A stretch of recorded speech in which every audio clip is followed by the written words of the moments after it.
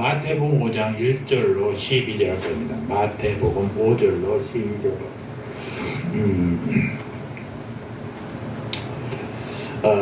느헤미야가 마감하고 가정의 달 마지막 주일이어서 가정의 달 설교를 오늘 마태복음 5장 1절로 12절까지를 통해서 말씀을 전할까 합니다. 자, 성경 말씀 한 절씩 읽겠습니다. 봉독하겠습니다.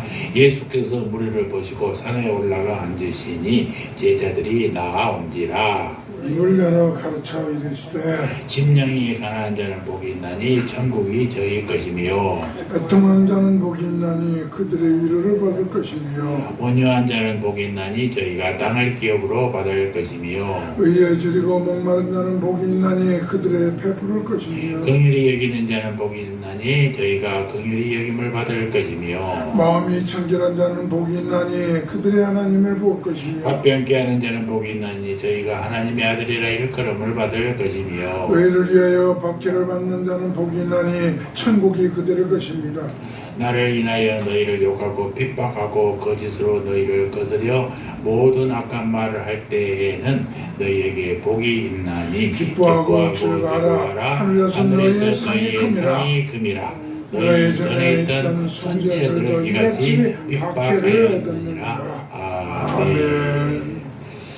오늘은 마태복음 5장을 말씀을 중심으로 예수님의 행복 이라는 제목입니다. 예수님의 행복이 여러분의 행복, 여러분 가정의 행복이 되시기를 주의 이름으로 축원합니다.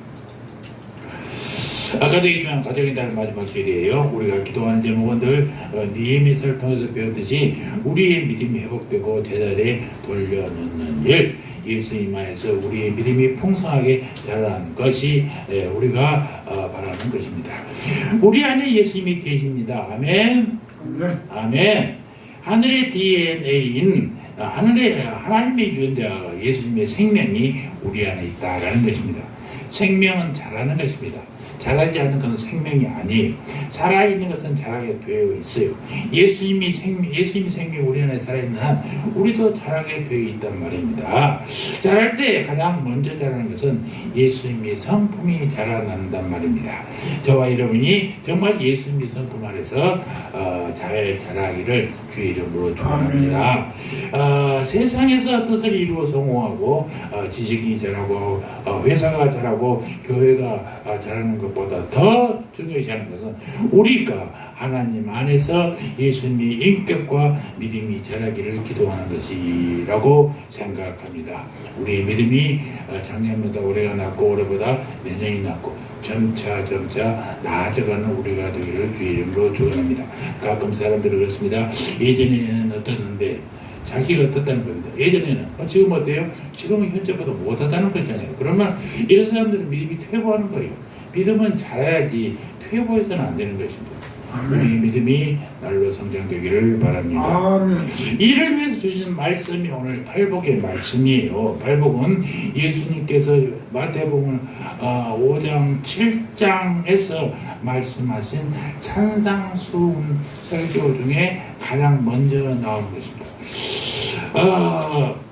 이게 먼저 나온다는 것은 정말 감사할 일이에요.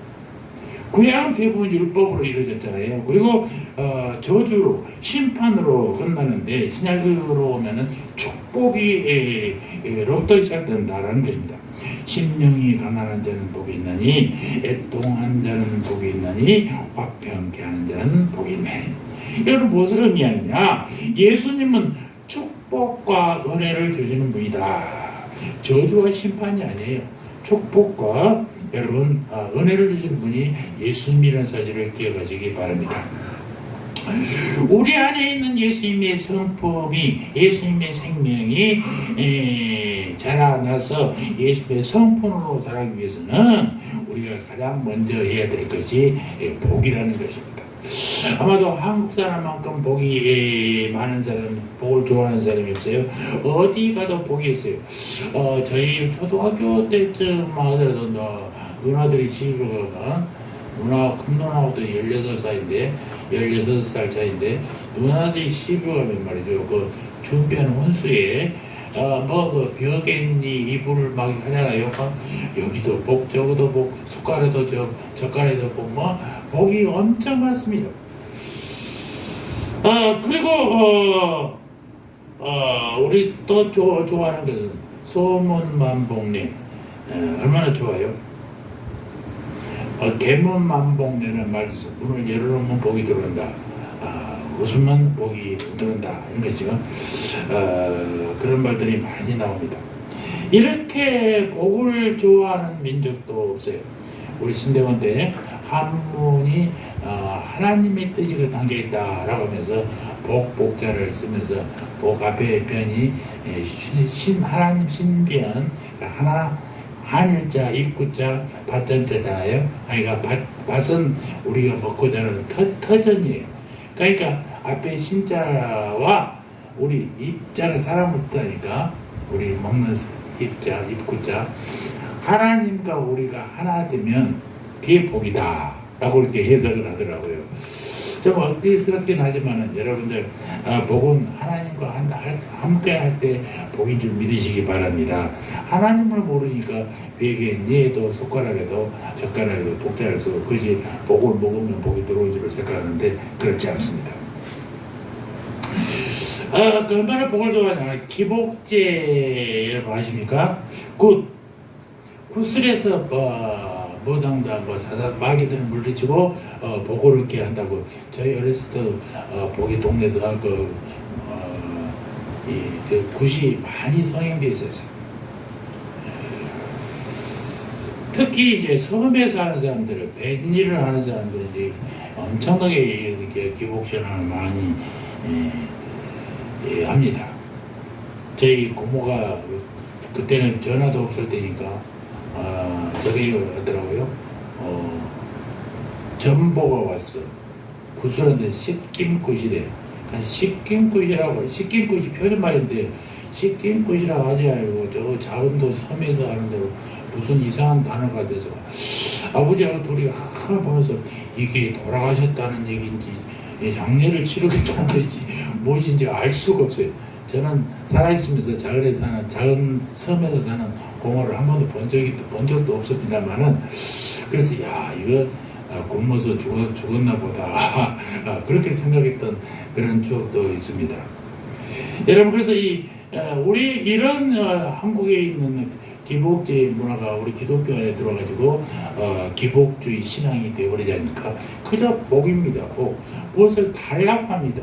교회에 가서도 달라고 그러고 절에 가서도 달라고 그러고 달라고 하는 것이 여러분 어떻게 하면 우리가 복을 받을까? 이게 정말 중요한 얘기잖아요. 그래서 하나님이 주시는 무화과대 복전이지만은 하나님과 사람이 함께 할 때 진정한 복이라는 사실을 오늘 말씀을 통해서 한번 새겨보겠습니다. 그래서 먼저 복의 근원은 누구예요? 하나님이다 라는 사실을 잊지 마시기 바랍니다. 우리가 복을 말할 때 자주 빠지는 함정은 뭐냐? 우리가 너무 복을 좋아하긴 합니다만은 복을 누가 주느냐에 대해서 관심이 없어요. 내가 받을 복만 생각해요. 봄이 오면 대본에다가 입춘대길 쓰잖아요. 소문만복례. 뭔가 좋은 말이에요. 그런데 누가 봄을 주냐? 봄이 되면 자동적으로 복이 오느냐? 그러면 봄 빼놓고 여름, 가을, 겨울은 복이 안 주느냐? 누가 복을 만드느냐? 소문만복례. 그냥 웃으면 복이 우리에게 임하느냐? 웃음 자체일까?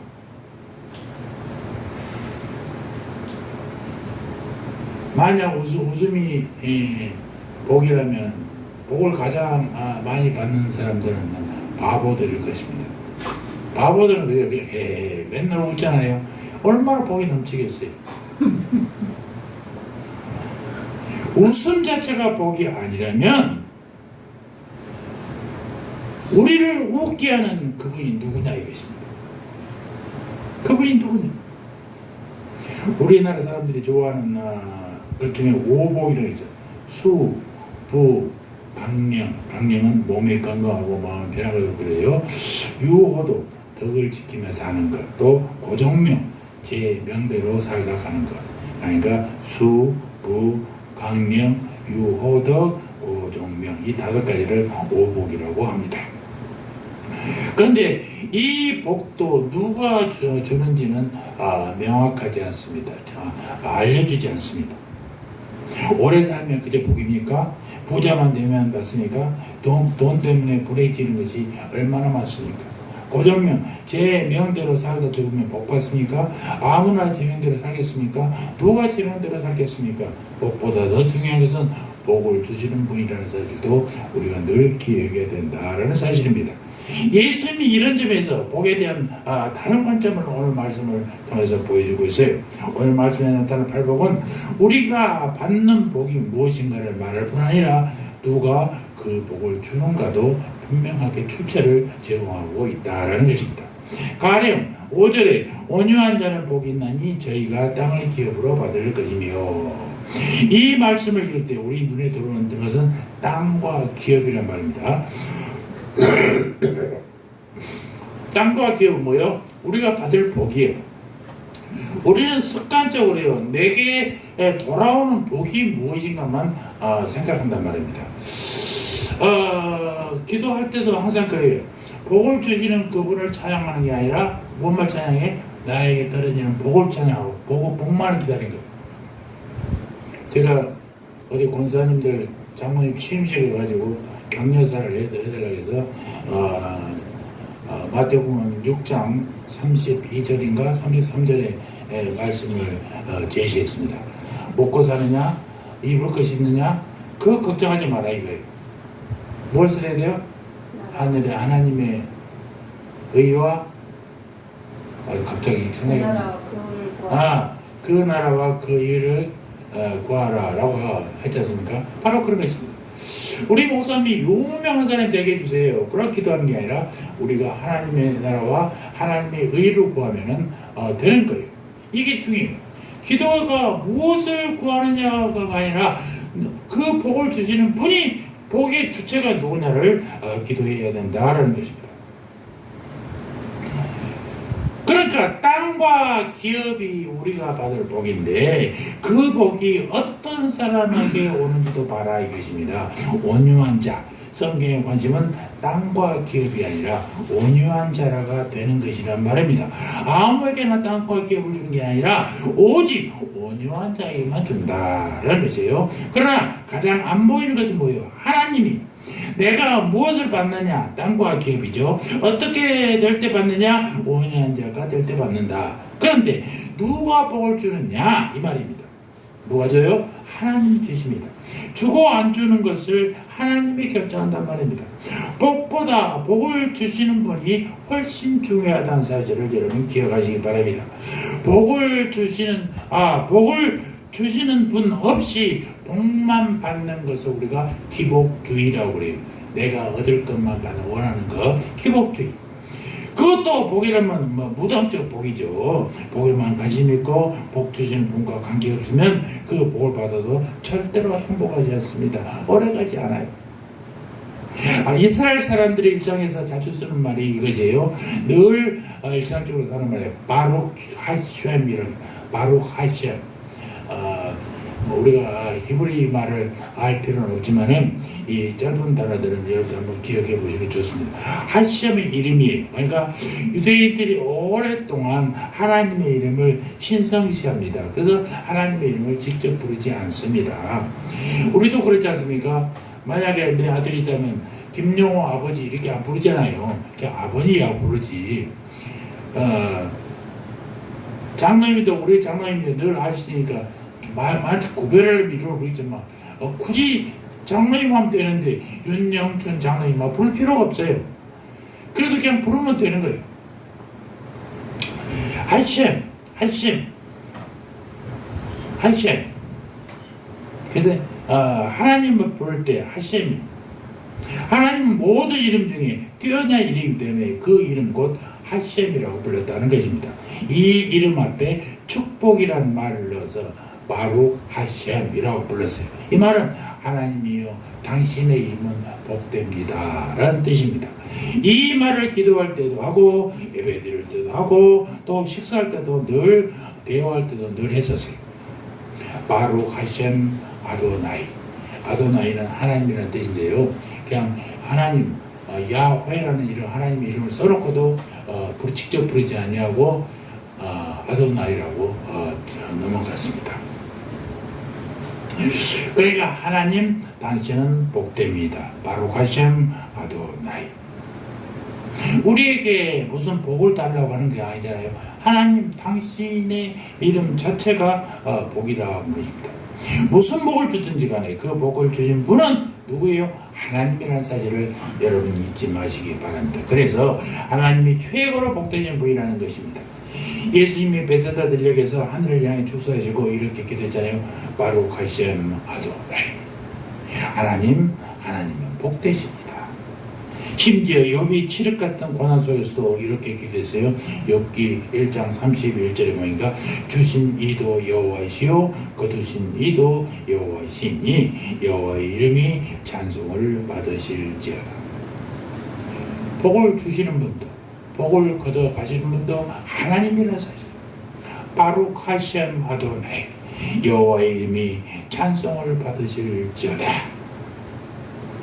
여러분도 복자 그 자체보다도 복을 주시면 하나님을 더 사랑하시기를 바랍니다. 하나님을 사랑하면 이 모든 복을 다 얻지만은 복만 사랑하면요 복도 못 받고 하나님도 잃어버린 경우가 많다는 사실입니다.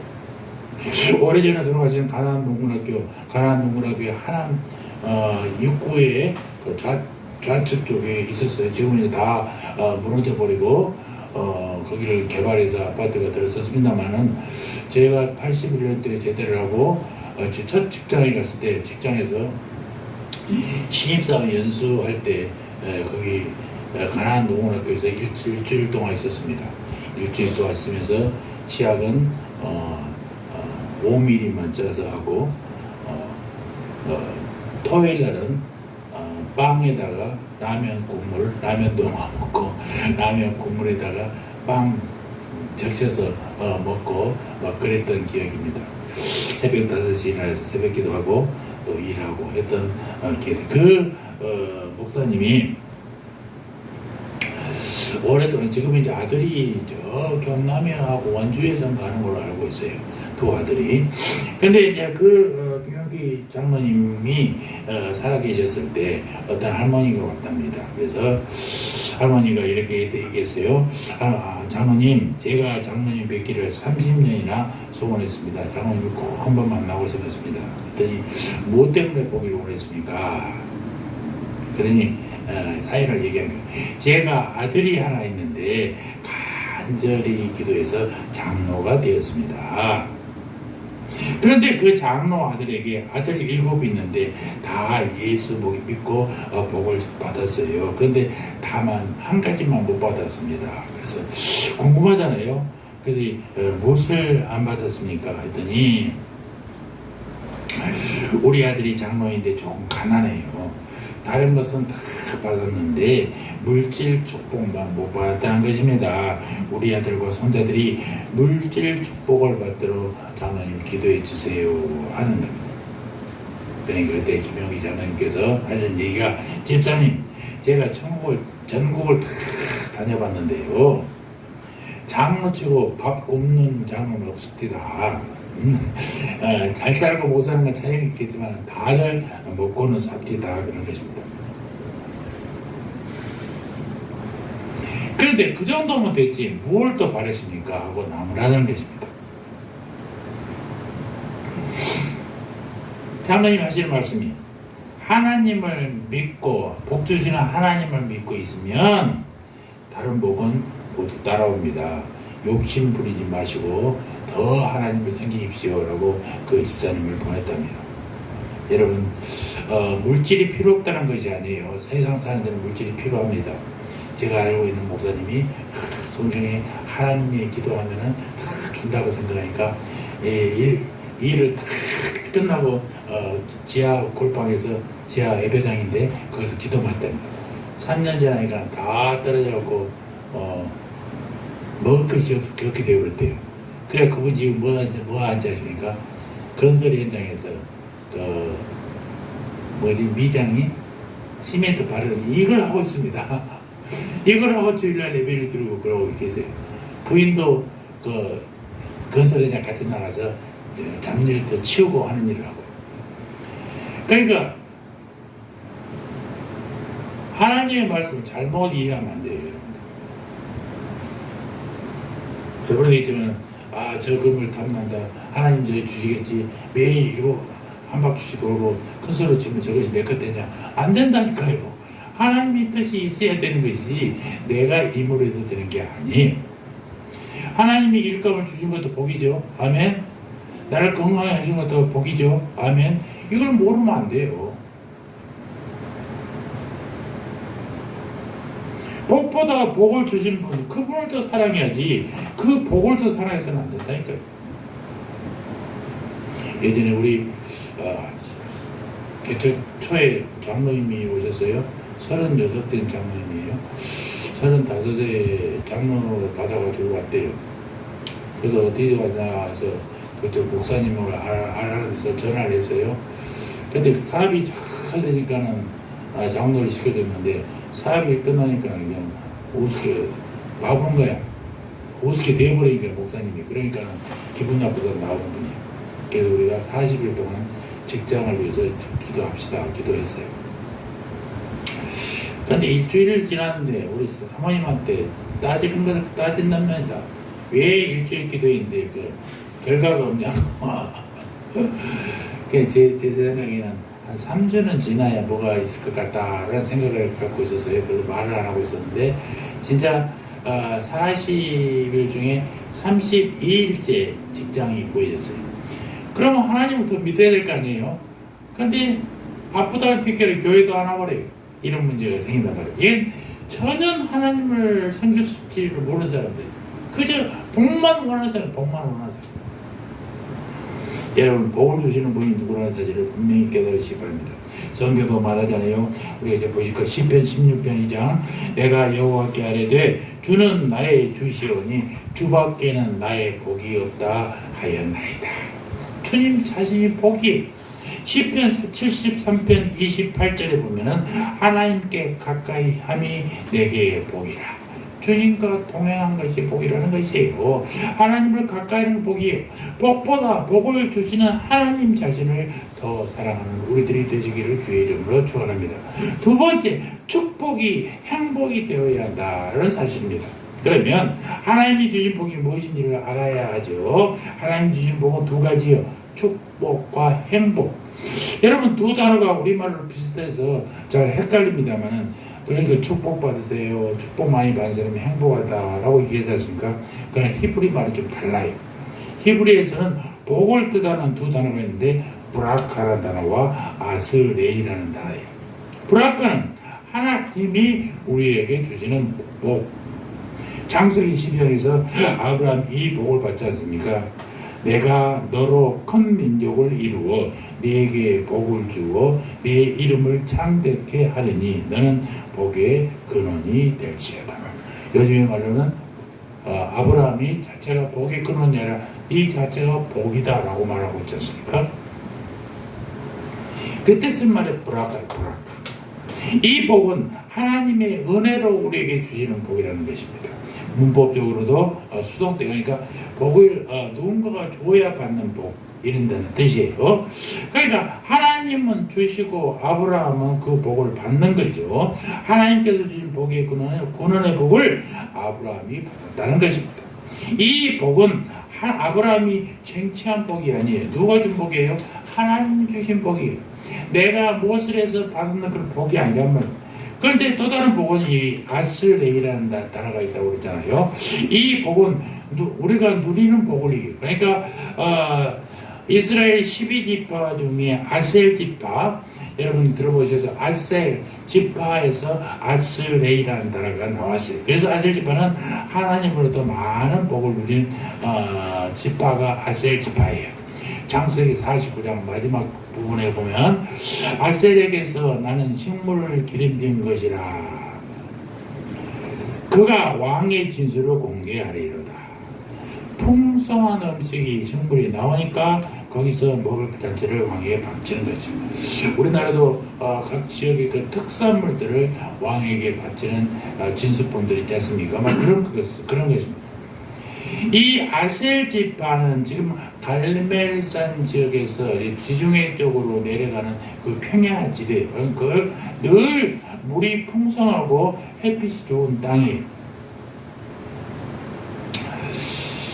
그러니까 그 평야 이름이 이제 아코 평야라고 그러는데, 이런 좋은 땅이 있는 곳에는 좋은 음식이 많이 나오니까 사람들이 평안할 수밖에 없어요.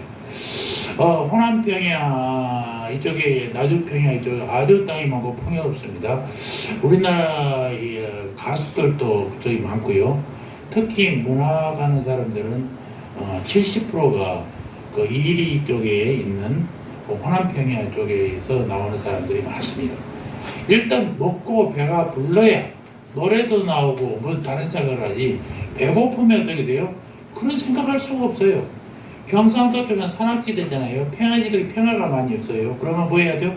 그들이 먹고 사는 건 공부밖에 없어요. 벼슬이야 먹고 살아요. 그러니까 그쪽에는 서원도 많고 공부하는 사람도 많고 그래요. 호남 쪽에는 늘 평화롭고 배가 부르니까 노래가 많고 시가 많고 문학들이 많이 발달한 곳, 예술이 발달한 곳도 호남 지역이기도 합니다. 하여튼 먹거리가 풍성해야 돼요. 그러니까 이렇게 아셀지파 아코 평야에서 나오는 풍성한 땅에 있는 지역에 이 축복, 누리는 축복을, 그것을 아스레이라고 하는 거예요. 그러니까 우리말 축복은 하나님이 주시는 복이에요. 하나님은 우리에게 많은 복을 주십니다. 그런데 그 복을 우리가 누릴 때 그것을 행복이라 한다 이것입니다. 어떤 사람은 축복이라도 안 쓰면 안 된다, 복을 빈다라는 생각은. 그런데 그 한자의 뜻을 얘기하기보다도 우리가 그 개념적인 이해를 하는 게 좋습니다. 하나님이 복을 주시는 분이죠. 우리가 여러분에서, 목사가 여러분에서 복을 빌 수는 있죠. 하나님이 우리를 축복한다는 말 안 쓴다 하지만 그런 복장이 아니라 하나님이 허락하시는 복, 이것을 우리가 축복이라고 이해하시면 됩니다. 이 축복은요, 행복의 시작이에요. 반드시 축복을 받은 자가 행복하다는 사실을 여러분 잊지 마시기 바랍니다. 축복은 어디서 와요? 하늘에서 내려옵니다. 행복은 어디서 누려요? 땅에서 누려요. 하나님의 복을 주시면 그 주신 복을 땅에서 우리가 누리는 것입니다. 그러니까 축복의 출발지는 하나님이, 행복의 수혜자는 누구예요? 땅에서 누리는 우리란 말입니다. 그래서 축복 없이 행복은 있을 수가 없다. 그러나 행복하지 않으면 축복도 없다는 것도, 축복도 아무 의미가 없다는 사실을 여러분 잊지 마시기 바랍니다. 하나님의 관심은 인간의 행복에 대해 있어요. 우리가 행복이 되기를 원하는 것이 하나님이 고생하라고 주신 게 아니에요. 주신 복도 누리지 못하고 있을 때는 그는 우리가 행복하다고 하지 않습니다. 최고 행복은 하나님이 우리에게 주신 축복을 우리 모두가 다들 함께 다 누리고 사는 것, 이보다 더 좋은 것이 어디 있겠습니까? 우리 새하멜 가족들은 이런 축복을 누리는 가정들이 되기를 주의 이름으로 축원합니다. 또 반대로 최고의 불행은 뭐겠어요? 하나님이 주시는 축복이 있는데도 불구하고 없는 것처럼 사는 사람들, 이 답답한 사람들이, 감사를 모르는 사람들, 하나님이 주신 자연, 하나님이 주신 모든 것들, 이 피조물들, 우리 주위에 있는 것들 다 감사하면서 해야 돼. 그저 불만이 가득 차가지고 따지기만 하는 사람들, 이런 사람들은 될 수가 없는 것입니다. 그런데 오늘 예수님이 말씀하신 팔복은 축복을 말한 것이 아니라 바로 우리가 누리는 행복을 얘기하고 있어요. 자, 5장 3절부터 11절까지 복이 있나니라는 말이 9번이나 나오잖아요. 이 말은 헬라어로 보면은 마카리오리라는 단어예요. 이 말은 히브리어로 번역하면 아까도 얘기했던 아스레이, 우리가 받는 복. 이 말은 앞에서 말한 행복이죠. 예수님은 팔복을 우리가 이 땅에서 누리는 행복으로 주고 있다는 사실입니다. 예수님은 이 팔복을 우리가 이 땅에 누리는 행복으로 주고 있는데, 하늘에서는 축복입니다만 땅에서는 뭐요? 행복으로 나타나고 있어요. 하늘에서 축복입니다만 땅에서는 행복이 안 되는 공허한 복을 지금 말하고 있는 게 아니라, 하늘에서 주는 복을 땅에서도 우리 인간들이 다 누리고 사는 복이란 말이에요. 어떤 사람에게 복을 주느냐가 중요한 거죠. 그래서 심령이 가난한 복이 있나니 천국이 그들의 것이며, 심령이 가난한 자, 우리가 이 땅에서 심령으로 가난하게 사는 것은 가능하고, 그렇게 하면 삶에 반드시 천국은 이 땅에 이루어진다라는, 심령이 가난하다, 우리 마음속에 나의 욕심이 없고 하나님의 가르침을, 하나님이 심령을 닮아가는 것을 얘기하는 것입니다. 애통하는 자는 위로를 받습니다. 위로는 죽은 다음에 받는 것이 아니에요. 이 땅에 살아있으면서 누리는 복, 우리 행복을 위하여 하나님이 주시는 복이 바로 애통하는 자에게 주는 것입니다. 5절, 온유한 자는 땅을 기업으로 받습니다. 너무나 오랫동안 한국교회는 이 기업을 하늘에서 받는다고 가르쳤어요. 기업은 죽은 다음에 받는 축복이라고 가르쳤단 말입니다. 물론 그런 의미가 없지는 않습니다만, 그러나 엄밀히 말해서 죽은 다음에 받는 기업이 지금 땅에서 하나님의 도움을 절실하게 바라는 사람들에게 무슨 도움이 있겠어요? 여러분, 살아있을 때 누려야 되는 것입니다.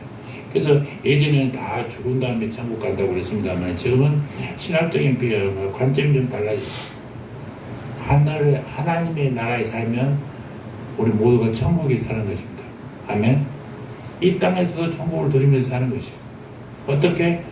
이 땅에 사단마귀가 지배하고 있는 이 땅을 하나님이, 우리가 사단에게 지배하고 있는 이 땅에 살면서도 하나님의 말씀대로, 하나님의 가르침대로 하나님과 동행하면서 살면 그것이 하나님의 나라예요. 하나님의 나라에 사는 사람들의 삶이 천국의 삶인 것입니다. 아멘. 죽어서 가는 것이 아니에요. 살아서도 천국을 누릴 수 있어요. 그래서 늘 제가 얘기했으니까, 이 교회는 천국의 모델하고 있습니다. 교회가 천국은 아니지만 천국과 비슷한 삶이란 말이에요. 그래서 우리가 다 형제고 자매고 늘 나누고 함께하고 서로를 위하고 행복을 위해서 축복해주고 이런 것도 아니겠습니까? 또 6절, 의에 줄이면 배가 부르고 긍휼히 여기면 긍휼히 여김을 받고, 마음이 청결하면 하나님을 보고 화평케 하면 하나님의 아들이라 일컬음을 받고, 이 모든 것은 이 땅에서 우리 행복을 위해 누리는 축복의 메뉴들이다라는 것입니다. 하늘은 축복으로 받습니다만 하늘을 누리는 것은 행복을 위해 주어졌다라는 사실이에요. 하나님의 아들, 딸이 되는 것은 은혜로 주어졌습니다. 아멘. 하나님을 믿으면 되는 거예요. 어제도 세례식 할 때 내가 혹시나 우리 목사님들이 모처럼 잊어먹을까 봐서 얘기를 했어요. 세례 볼 때 멘트를 어떻게 하느냐, 예수 그리스도를 믿어 하나님의 자녀가 된 홍길동에게 내가 성부와 성자와 성령의 이름으로 세례를 주노라. 무엇을 해요? 예수를 믿는 게 중요해요. 예수를 믿는 게 출발이에요. 예수를 믿어야 하나님의 자녀가 되는 것입니다. 아멘. 이게 우리의 권세예요. 내가 믿기만 하면 하나님은 우리를 아들 삼아 주신단 말입니다. 하나님이 아들 삼아 주시면 아들의 상속권을 우리가 다 가지고 아들이 누릴 수 있는 상속권을 다 누릴 수 있어요. 천국은 분명히 하나님의 축복으로 주어졌지만 그 천국을 땅에서 누리면서 사는 것은 우리 행복을 위해서 하나님이 주신 또 하나의 복이라는 사실입니다. 사랑하는 성도 여러분, 저와 여러분은 축복을 받고 행복을 누리고 계시는지 다시 한번 점검해 보시기 바랍니다.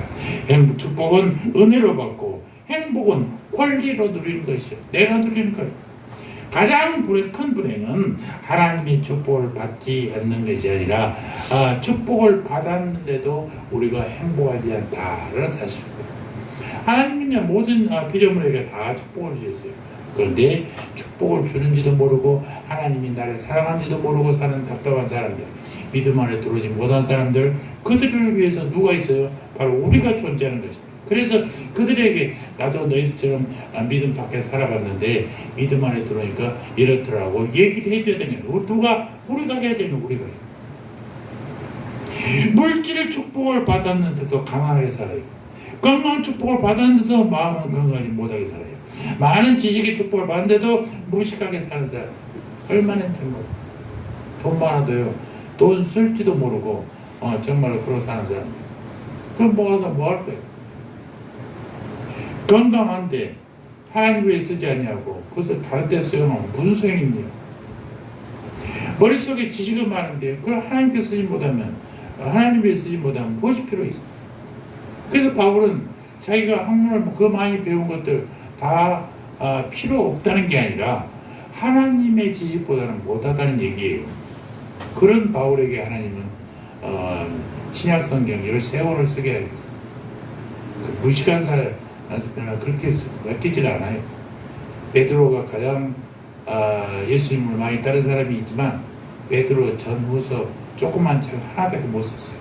그것도 자기가 직접 쓰는 게 아니라 아마 대필했을 것이다 라고 신학자들은 얘기해요. 가끔 어떤 사모님들을 간증한다고 시험을 보는데 기도했더니 막 답안지가 머릿속에 나오는데 그런 소리 믿으면 여러분들 전부 다 헛것입니다. 노력하지 않으라고 어떻게 답을 줘. 하나님은요 그런 마술의 하나님이 아니라 주술적인 하나님이 아니에요. 그런 것을 간증이나 하는 것을 하고 또 듣는 사람들 그걸 뭐 은혜라고 생각하고 마음에 나오고 있는데 여러분 그런 하나님이 아니라니까요.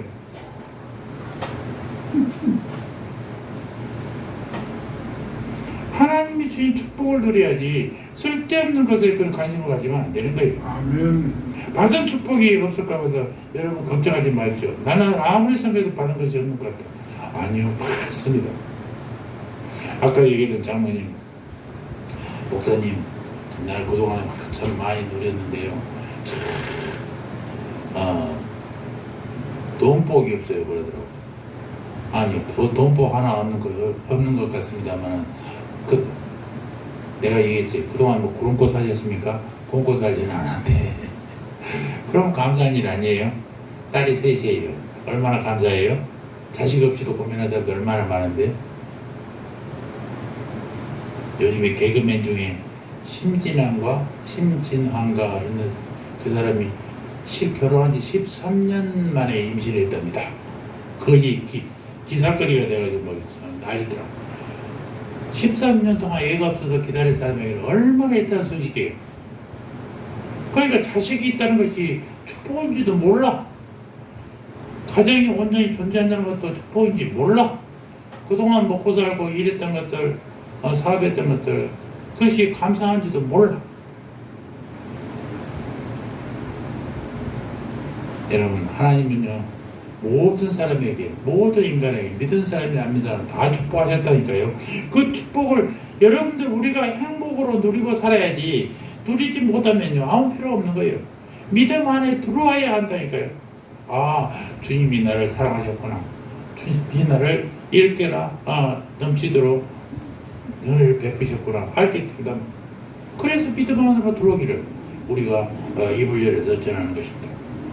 여러분, 하나님의 축복을 행복으로 누리시기 바랍니다. 받은 축복이 없을까 염려하지 마십시오. 내가 그 축복을 누리지 못하고 있는 것을 염려하시기 바랍니다. 하나님 주신 축복을 누려야 되는데 못 누린 것 그게 문제라는 거예요. 축복을 행복으로 누리는 우리 새하나님의 성도들 되시기를 주의 이름으로 축원합니다. 아멘. 그 다음에 문제는 그 행복을 어떻게 얻느냐가 문제죠. 누구에게나 그 행복이 오느냐 하는 것입니다. 그래서 오늘 말씀에서 우리가 행복을 누리게 되는 조건을 찾아봐야 돼요. 8가지가 있는데, 자, 3절 심령이 가난해야 된다는 것입니다. 4절은 애통해야 합니다. 6절 온유해야 합니다. 5절 6절 의에 조이고 목말라야 합니다. 7절 긍휼히 여겨야 됩니다. 8절 마음이 청기해야 됩니다. 9절 화평케 해야 합니다. 10절 의를 위해서 핍박받아야 합니다. 다 뭐뭐 해야 되는데 9절 화평해야 축복받는 게 아니라 화평케 해야. 내가 문제를 일으켜서는 되는 게 아니에요. 나는 마음이 편한데 말을 툭툭 던지는 것이 꼭 상대방 가슴을 푹푹 찌르는 얘기를 하면 이런 사람들은 절대로 복 받을 수 없어요. 지는 편할지 몰라. 나는 화평케 해야 되는 거야. 문제 있으면 내가 가면 다 해결되고, 사람들이 싸우면 내가 가면 다 해야 되고, 이런 화평케 하는 것이 복이라는 사실은 모두 보통 사람들 다 잊어먹습니다. 그런데 여러분, 행복을 누리고 싶은데 이 조건들이 제법 까다롭잖아요. 만만한 건 하나 없어요. 자세히 보니 내가 가진 속성이 하나도 없어요. 심령이 가난한 자는 복이 있다고. 누가 불렀던 심령이 가난하니까 여기서 가난한 것이라는 것은 자기 신분을 알리는 것조차 부끄러워하는 상거지를 얘기하는 것입니다. 전적으로 다른 사람에게 의지할 정도로 입에 풀칠할 것조차 없는 것, 이게 심령이 가난한 거죠. 소유가 그렇다는 게 아니라 마음이 그렇다는 거죠. 우리의 욕심은요, 한이 없어요. 믿음의 사람들을 가도요, 항상 욕심들이 그렇게 많은지 몰라. 제가 복사한 수식을 할 때 우리 교인들 예배 인원이 한 150명 되는 것 같아서 일단 200개만 갖다 놓고 나머지는 빼놓으라고 그랬어요. 그러니까 150명이 하나씩 다 가져가도 50개가 남아야 되잖아요. 부족해. 부족해. 왜 그럴까? 다 욕심이. 여러분, 애통하는 자는 복이 있나니, 애통은 슬퍼하는 거잖아요. 다만 슬퍼하는 것뿐만이 아니라 죽은 자에 대한 슬픔을 나타낼 때 이 애통하다는 단어를 쓰는 것입니다. 야곱이 자기 아들 요셉이 죽었다는 말을 듣고 통곡할 때 이 애통하다는 단어를 썼어요. 그러니까 극도로 슬퍼하는 것. 여러분들은 정말 남이 잘못될 때 이렇게 극도로 슬퍼해 본 적이 있느냐 한번 생각해 바랍니다. 아마 부모나 자식이 죽으면은 누구나 슬퍼하죠. 그러나 사람은 본래 남의 불행을 보고 우는 존재가 아니에요. 남이 불행해지면 행복해지는 것이 우리 아니에요? 이게 사촌이 땅을 사면 배가 아프다는 것이 우리들이 생각들입니다. 또 5절, 온유한 자는 복이 있다고. 온유는 움직이는 말을 채찍으로 다스리는 것을 온유라고 해요. 그런데 누가 남을 위해서 자기를 포기하겠어요? 누가 이유 없이 손해볼 때 기꺼이 손해당하고 누가 모함을 당할 때 억울하다고 말하지 않고 참겠느냐라는 것입니다. 누가 까닭없이 무시당할 때 분노하지 않겠어요? 우리는 그렇게 못하죠.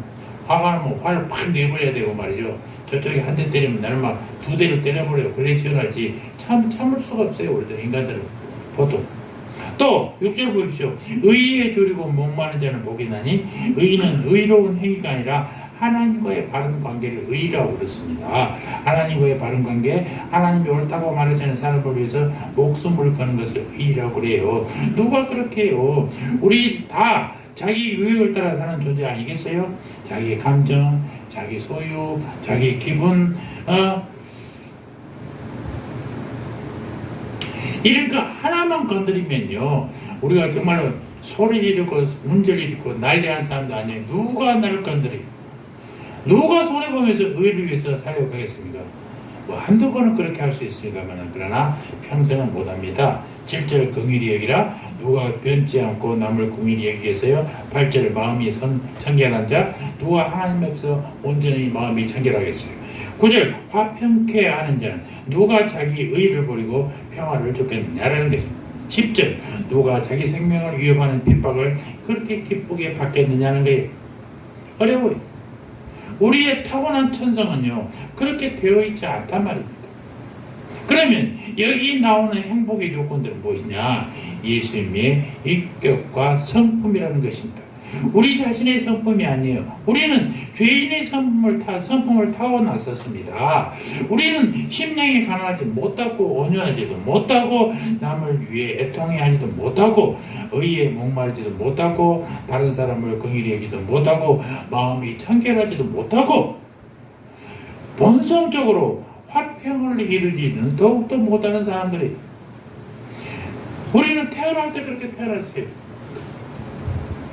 그것은 하나님 신 예수님의 성품이요. 예수님 안에 거하시는 신의 성품이 그런 것이란 말입니다. 그래서 우리에게서 자생적으로 나오는 것이 아니라 우리 안에 계시는 예수님 안에 있는 영원한 생명이 흘러 들어와서 우리에게 부어지고 적셔지고 채워져서 하늘의 성품이 되는 것입니다.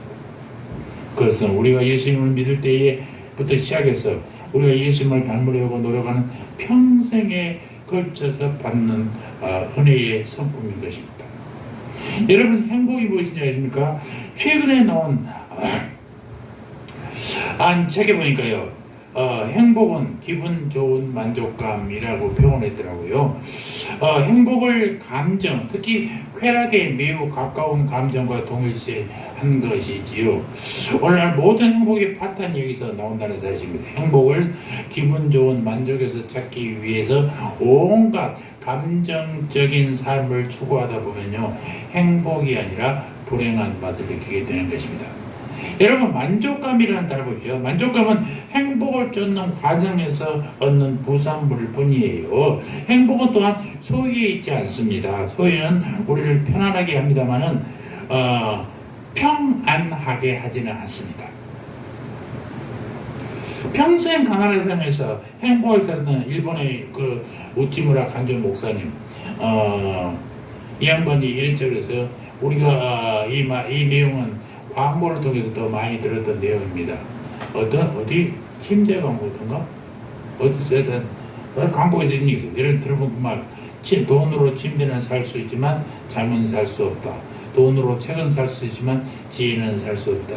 돈으로 음식은 살 수 있지만 입맛은 살 수 없다. 돈으로 약은 살 수 있지만 건강은 살 수 없다. 돈으로 비싼 옷을 살 수는 있지만 교양은 살 수 없다. 이 우찌무라 간조 목사님의 말을 이용해서 광고에 써먹었어요. 대단하지 않습니까?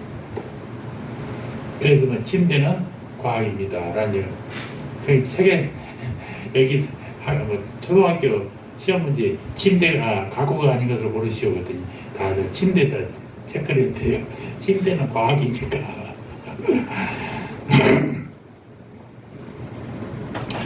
어떤 사람은 이 가족 간의 관계가 행복의 비결이다라고 얘기도 합니다. 맞는 얘기하죠. 가족은 우리가 이 땅에서 우리에게 행복을 주는 가장 좋은 축복의 관문이기 때문에 그렇습니다. 가족을 진심으로 사랑하고 정기적으로 대화하기만 해도 많은 문제를 막을 수 있는 거 아니겠습니까? 저희 형제는 구남매였습니다. 젊었을 때는 1년에 한 번씩 구남매 계를 했습니다. 왜냐하면 계를 해야 그 목적으로 다 모이게 되니까 그렇게 해서 늘 형제가 1년에 한 번씩 내외가 만나기도 나오기도 하고 바쁘면 한 명이 오기도 해서 이게 교제를 하다가 이제 나이들이 다 60대고 70대, 80대니까 이제 안 모입니다만은 다 돌아가신 분도 많고 그렇습니다만 아주 가족이 화목하게 모이는 것 참 좋은 것이긴 합니다. 미국 사람은요 매주 6시간 이상을 서핑하면서도 자녀와의 대화 시간은 몇 분이냐? 40분이네. 40분. 자녀들과 일주일 동안에 대화한 게 40분이에요. 그래서 저는 꽤 많구나 했어요. 근데 그 안케이트를 조사한 사람은 40분을 6으로 나누면 한 7분 얘기하는구나 라고 하더라고요. 우리나라 아버지가 자녀들하고 대화한 시간은 4분이랍니다. 4분인데 아버지가 대화하는 거에 맨날 야단치는 거. 공부했어? 뭐 잘했어? 그걸 했는데 어떻게 됐어? 이런 거 따지는 거. 그것이 사랑도 네 고민이 뭐냐? 네 원하는 건 뭐냐? 이런 그런 게 아니야. 그냥 맨날 야단치려고. 제가 아이들 IQ 검사하면서 학부형들을 모아놓고 세미나 했던 것이 꽤 오랫동안 했었는데 어머니한테 늘 그렇습니다. 제발 아이들한테 유치원 갔다 오고 초등학교 1, 2학년 갔다 온 아이들한테 오늘 뭘 배웠어? 묻지 마라 이거입니다. 그렇게 물으면 애들이요 말을 할지를 못해요. 무엇을 얘기해? 오늘 하루 종일 있던 얘기를 엄마한테 어떻게 간단하게 얘기해야 되느냐. 그 8시간 얘기를 다 해야 되잖아요. 그러니까 왜 뭐라고 그래요? 오늘 배운 거 없어. 가만 던지고 나가버려. 그렇게 묻지 말라는 거죠. 애가 대답할 수 있도록 묻고 꼬치꼬치 물어요. 오늘 선생님은 예뻐. 선생님은 어떤 소리 입었어? 선생님이 너한테 무슨 칭찬했어? 이런 얘기해야지. 오늘 뭘 배웠어요? 그 배운 얘기를 어떻게 요약해 살 거예요? 여러분 같으면 하겠어요? 그러니까 배운 거 없다고 던져버린단 말입니다. 제발 그렇게 하지 마시기 바랍니다. 이제 뭐 그렇게 하실 자식들도 없지만은 다 커가지고. 그래서 결국 해당 뭐냐? 우리가 예수님의 성품을 바뀌어야 된다는 거예요. 공부만 잘해서 훌륭한 사람 되느냐? 그렇지 않아요. 공부 잘한 사람은요, 공부 못한 사람을 사람 취급 안 해요. 사람 취급 안 한다요. 저도 그럴 뻔 했어요. 저도 그럴 뻔 했어요. 우리 한동훈 개인 얘기 미안합니다만, 대단히 우수하고, 한동훈이 어떤 사람이냐면, 고등학교 3학년 때 고시 1차를 패스한 사람이에요. 다른 사람들은 고시 1차도 매년 해야 되는데, 윤석열은 9년 동안 해서 통과됐지. 고등학교 3학년 때 끝내버렸어요. 1차 고시를. 그래서 현대고등학교 신사동에 대단히 유명하잖아요. 현대고에서 만든 학교, 특수한 학교. 거기 시설도 좋고 수세율도 좋아요. 거기서 그런 우수한 성기를 가지고 있는 공무보안들은 사람 취급을 안 합니다. 검사가 되면요 맨날 범죄자들만 만나니까 그 사람 취급 안 한다니까. 검사들 눈에는 사람 같지 않아. 다 범죄자들이. 예수님의 성품이 되지 않으면 절대로 정말 행복하지 않습니다. 우리의 심령이 예수님이 가진 신적 성품으로 변화가 돼야 된단 말입니다. 인류 최고의 혁명은요, 이런 마음의 혁명 중에서도 하나님의 마음으로 바뀌는 것, 이것보다 더 좋은 것은 없다는 것입니다. 예수님의 성품으로의 변화는 두 가지로 우리에게 오는데, 하나는 은혜로입니다. 은혜는 우리 안에 계신 예수님이 우리에게 계속 그 생명을 흘러 보내주시는 것이죠. 생명이신 주님이 우리에게 계속 생명을 공급하면 우리는 예수님의 성품으로 변화되는 것입니다. 우리 세안교회 앞에 뭐라서 항상 영생의 생수를 공급하는 세안교회로 났습니다. 선합니다. 영생의 생수를 계속 공급받는, 새암은 물을 퍼도 많이는 나오지 않죠. 끊임없이 나오는 게 새암이잖아요. 여러분, 이런 영생의 생수가 펑펑 쏟아나는 새암교회에 오시기를 진심으로 환영합니다. 그래서 계속 생명을 공급하면 우리가 결국은 예수님의 성품으로 바뀐다는 것입니다. 심령이 가난하지 않고 복잡한 우리가 가난하게 되는 것이고, 강팍한 우리가 촉촉한 눈물로 적셔지는 부드러운 사람이 되는 것이고, 완악한 우리가 온유한 사람이 되는 것이고, 사랑이 없던 우리가 긍휼의 사람이 되는 것이고, 마음이 더러운 우리가 청결하게 되는 것이고, 갈등과 다툼 속에서 사는 우리가 평화의 사람이 된다는 것입니다. 그러나 은혜로 된다고 우리의 노력이 필요 없는 건 아니냐? 여러분, 구원은 공짜지만 성장에는요 대가가 있다는 사실을 절대로 잊어서는 안 됩니다. 영적 성취는 사다리 오는 것 같아요. 사다리는 한 칸씩 오르지 단번에 오르지 못합니다.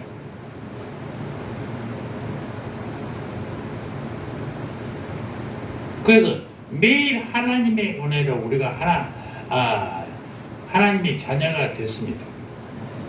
그러나 내가 성장하는 것은 나의 노력이에요. 제가 늘 여러분들에게 하는 다리 밑에 거지와 왕자에 대한 얘기 했잖아요.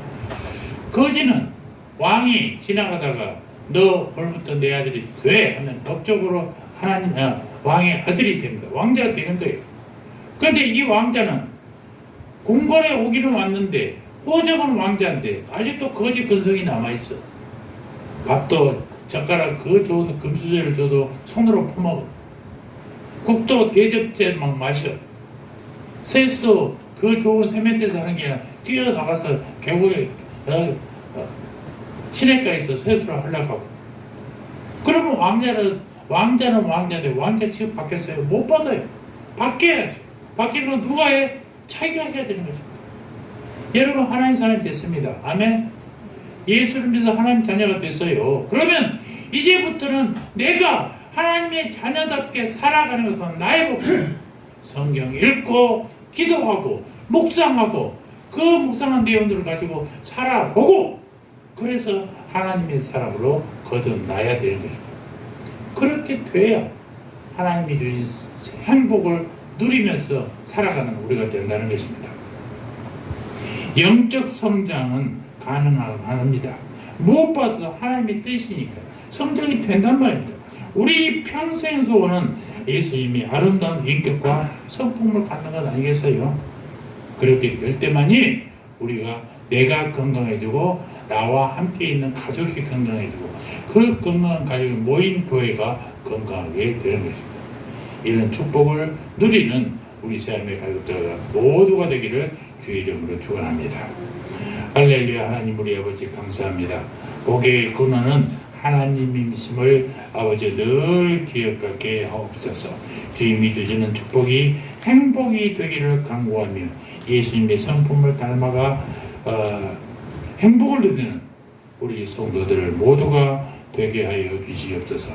감사합니다. 예수님의 이름으로 기도합니다. 아멘.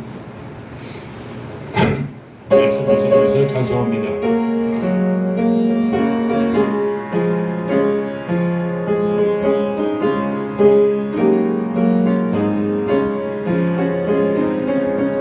사절에 봄바람 불어있고 하나님 아버지 오셨으니 믿음의 완성도 던든하다 오래 힘들 건도 자니라